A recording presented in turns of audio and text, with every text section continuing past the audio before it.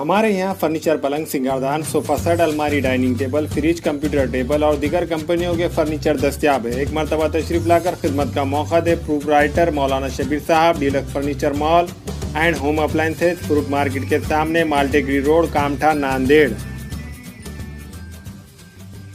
आज नांदेड़ शहर के सरकारी अस्पताल के सिविल सर्जन ने कोरोना का अपडेट जारी किया है, जिसमें बताया गया है कि 928 रिपोर्ट की जांच की गई, जिसमें 36 मरीजों की रिपोर्ट पॉजिटिव आई है। इसी के साथ नांदेड़ जिले में जेर इलाज मरीजों की तादाद 137 हो गई है।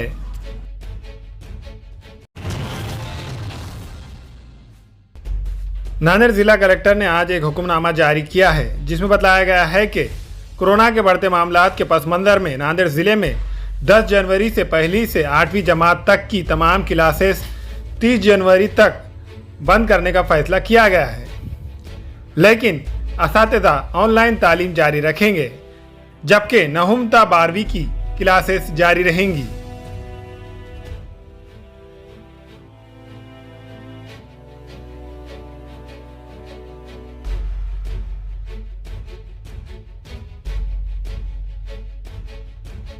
रुग्ण जे वाढ होत आहे त्या अनुषंगाने आपली आजची पॉझिटिव्हिटी रेट जवळपास 4% आपली पोहोचलेली आहे आणि हा संक्रमण छोट्या मुलांमध्ये पसरून पॅनिक सिच्युएशन क्रिएट न व्हावी जिल्ह्यामध्ये, त्याकरिता आज DDMAने आम्ही जे राज्य शासनाने जे पॉवर आम्हाला दिलेले आहे त्याचा यूज करून आम्ही 30 तारखेपर्यंत शाळा 1ली ते 8वीपर्यंत बंद ठेवलेले आहे।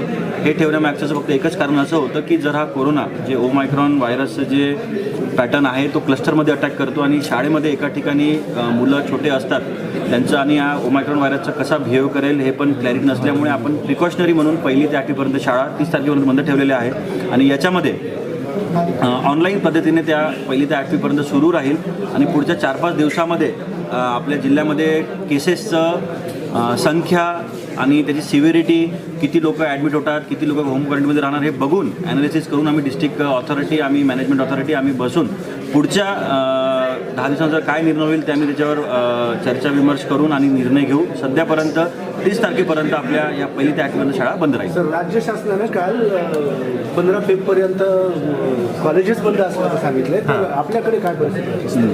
नाही, याच्यामध्ये 2 दिवसा अगोदरच आमची याच्यामध्ये VC झालेली आहे।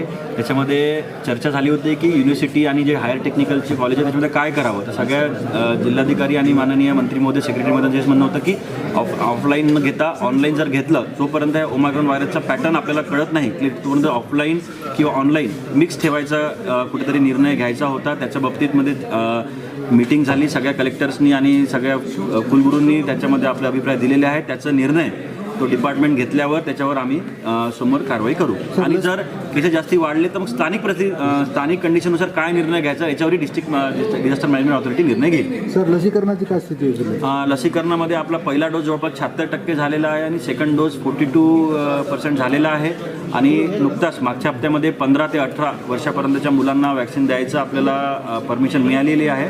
त्याच्या अनुषंगाने मागच्या 4 दिवसामध्ये जवळपास 80,000 मुलांना आपण वॅक्सिनेशन केलेलं आहे।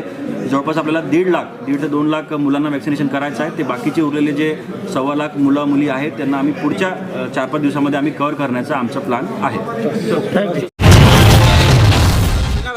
रुग्णसंख्या वाढत चालली, वीकेंड लॉकडाऊन किंवा नाईट कर्फ्यू या सगळ्या संदर्भाने चर्चा झालेल्या आहेत, परंतु निर्णय कुठलेही नाहीत। माननीय मुख्यमंत्री महोदयांशी विचार विनिमय करून माननीय मुख्यमंत्री महोदय निर्णय घेतात यावर, परंतु त्यांच्या आणि मुख्यमंत्री महोदयांच्या ज्या चर्चा होत असतात त्यातून त्यांना सगळं परिस्थिती अवगत व्हावी या दृष्टिकोनातून त्यांनी आज आम्हाला बोलवलं। अस्सलाम वालेकुम, मैं अखिल मिर्जा। हमें उम्मीद है कि आपको हमारा चैनल अच्छा लगता होगा। लेटेस्ट न्यूज अपडेट के लिए देखते रहे नांदेड़ उर्दू न्यूज, और न्यूज के पसंद आने पर लाइक, शेयर और सब्सक्राइब करना ना भूलें।